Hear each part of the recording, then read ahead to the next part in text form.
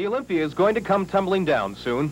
7 Stanley Cup Red Wings teams played here, 4 during the 50s when Gordie Howe ruled the hockey world. The place just reeks with memories, and now it also reeks of decay. Former Wings PR man Elliot Trumbull got some of the boys together for a final farewell today.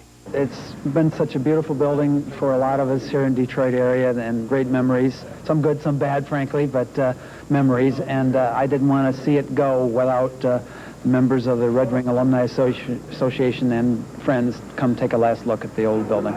Gordie was along today, Alex Del Vecchio too, and some of the others. Howe played 24 years here, and on so many occasions he raised the roof here.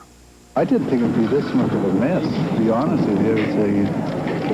The old building, I always thought it was overbuilt. It's so strong, and it emphasized what was on the ice. We had a very strong tub, and anytime you spend 27 years of your life in a building, you got to miss it. This is kind of the home of the Stanley Cup for a few years, and there's some great games played in this building. There are enough memories for everyone. Veteran referees.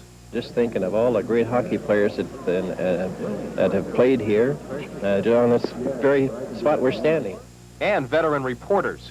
I am so pleased to come back to this building one more time and say goodbye, and I'll tell you this, they're going to knock it down, but when they do, I'm going to get 1 red brick. In just a couple of weeks, Olympia Stadium will be nothing but a pile of rubble. But you can't kill the spirit which brought hockey fans to this building for 52 years. They say you could hear the roar of the fans here better than any place else on earth. And if you listen real hard, you can hear it still. At the old Olympia, Scott Wally, Channel 7 Sports. The old Red Barn was more in the class, I guess, of, what, a monument? It was the home of the hockey in Detroit for 53 years. Olympia, the old Red Barn in Grand River, is well on its way to becoming a memory this evening. The steel jaws of a wrecking machine ripping into the building today, turning it into a pile of bricks and rubble and memories. It was the home of Gordie Howe, Alex Del Vecchio, the world champion, Stanley Cup champion Detroit Red Wings. Some people gathered to grab bricks as souvenirs to serve as memories of the magic moments that filled Olympia in its heyday. We wish it well. It was a lot of fun down there. Olympia was truly an original, built when there were only 6 teams in the National Hockey League. And the Red Wings were the class team, the cream of the crop, big winners in the early 50s, a dynasty that packed the old Red Barn whenever they played. This old baby wasn't ready for the boneyard. Olympia Stadium would have stood another 58 years. I'm standing on the floor where the great ones once skated. Behind me, the fans would yell for Howe, Del Vecchio, Lindsay, and Abel. When the Red Wings weren't playing, Olympia was home to many rock concerts. Some other names echoed through this old palace. The stars of Motown, Lou Rawls, Isaac Hayes, Jerry Butler. I was kind of young. I seen down in Washington sing here one time. A lot of big groups, you know what I'm saying? I seen Elvis Presley was down there. Elvis Presley was down here just before he died. It was so crowded you even couldn't get in. Over the next few days, fans will be stopping by to grab souvenirs and to reminisce. In fact, I think I met my wife in this place. She was a hockey fan. I first went to see the Detroit Red Wings, and they were champions at the time, and that's where I first started dating her. It's going to miss the old barn here, so I figured I'd come on down here and check it out. So that's about it. The Red Wings are now solidly established downtown on the riverfront at Joe Louis Arena. Olympia is no longer needed, but it's sad to see it go. Olympia had a few years left, but I think she died an early death, premature. It's like a part of Detroit, and then you're taking a piece of them away. It's tough, but you gotta go, you gotta go. It's not definite, but Olympia could be replaced by a National Guard armory. Bob Bennett, News 4, Detroit. Our Verge Jacks, of course, is standing by live with this report. Verge? Thanks, Kathy and George. As I'm talking to you, there's still 1 or 2 souvenir seekers in the background behind me right now. I kind of get the impression Gordie Howe may be looking at this place today and just shaking his head in disbelief. If you think there were some sad moments when the Red Wings played their final game at the Olympia in 1979, then you should be here today. The Demolition team has been going at it since about 9:30 this morning. Slowly but surely, Olympia Stadium is coming down brick by brick. But those bricks are priceless to sports fans who came from all over the Detroit area to grab a piece of history. How do you feel about it today, seeing it the way it is now? It's tough. It's tough to look at this building and see it coming down. Wish they could have done something more with it over the years, developed it somehow. But a lot of old memories here. Good times were also shared by Steve Benson and other fans who had their cameras in focus trying to preserve some memories. The way it looks now, it's rather sad because I can see the players coming out, playing, and coming out to the rink, and to watch this is pretty sad.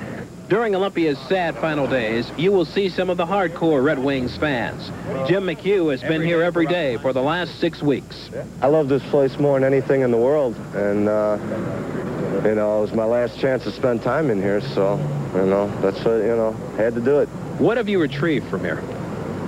Seats, lots of seats, pieces of the boards. No, Gordie Howe hasn't returned, but one of his biggest fans has been busy souvenir hunting.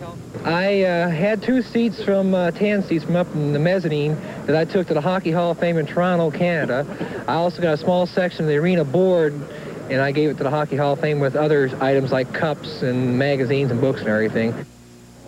He did get a little bit of everything. And George and Kathy, one common denominator among all the fans I talked with today, they told me there was just no place to see a hockey game like the Olympia. Verge, for people going down there looking for some final memories at this point, that thing behind you looks dangerous. They're not going to let them in there now, are they? They're not going to let them in here, but there are ways you can sneak inside, although there's not very much left in there. There are a few seats, but the sideboards and the floor and the clocks and everything else, the fans have gotten to already. But there are a couple of seats inside, although we wouldn't advise anybody going in there for safety reasons. When do those big walls behind you up above you, when do they start coming down, Verge? The project manager told me today he expects the walls to come down sometime next week, probably the middle of next week. Initially, they had said Monday, but now they've revised that. Okay. Verge, being the sentimental person that I am, would it be too much to ask for you to bring me back just 1 brick from the Olympia Stadium? Kathy and George, they're already in the truck over there. Okay. Your name's on them. You're ahead of us. Thanks very much. Verge Jacks reporting from that grand old red barn on Grand River. Came down here for the ice capades in the 50s. My mom and dad brought me down. And then I came down here with my buddies in high school. We used to hop in a Volkswagen and come down here and get standing tickets for $2.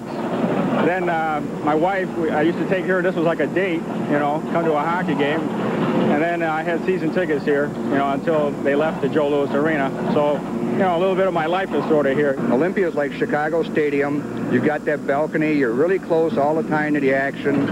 I was here when Michigan and Wisconsin played the finals in the NCAA. And you could hear, I mean, it was so wild in there, and the noise, screaming, and everything was unbelievable. And I've seen Stanley Cup games and hockey games where the excitement was just unbelievable in here. Olympia Stadium cost just over $1 million to build. The construction took about a year. The demolition crew will bring her down in about 90 days. After that, her physical structure will be replaced with an armory. Her memories will never be replaced. At Olympia, Tim Fritz, Channel 7 Action News, reporting.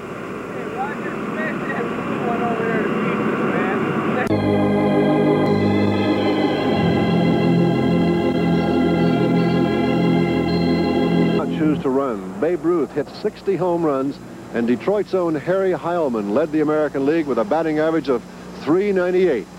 And this building, Olympia Stadium, opened its doors for the first time. Tonight, the final hockey game ever to be played by the Detroit Red Wings. Inside, there was a standing room only crowd for the last game the Red Wings will ever play at Olympia Stadium. They trailed 4-1 going into the final period. At the 13:02 mark, Earl Thompson brought the crowd to life with a close-range rebound of Huber's shot. This was a power play goal, Thompson's 12th of the season. Then Vaclav Nedomansky, just a few seconds later, on a spectacular solo effort, carried the puck from his own end, turned into the Quebec end, got a great goal to make it 4-3. Then, with 1:25 to play, Greg Jolly got the tying goal, assisted by Paul Woods, after the Wings had put a tremendous amount of pressure on the Quebec goalie. And that was the final goal of the game. And so the final game at Olympia winds up in a 4-all tie. Quebec deserved no more than a tie because for much of the game, the Nordiques quit playing to win and instead played not to lose. Dave Dials from Old Olympia Stadium, Channel 7 Sports.